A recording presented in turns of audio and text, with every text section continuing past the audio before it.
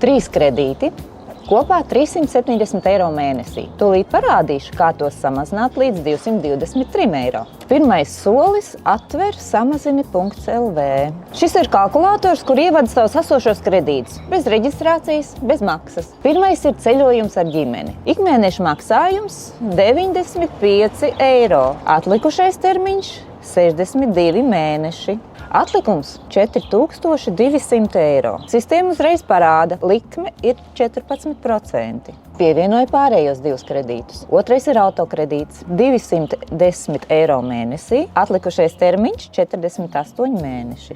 Atlikums 8900 eiro. Un trešais remonts 65 eiro mēnesī. Atlikušais termiņš 36 mēneši. Atlikums 1900 eiro.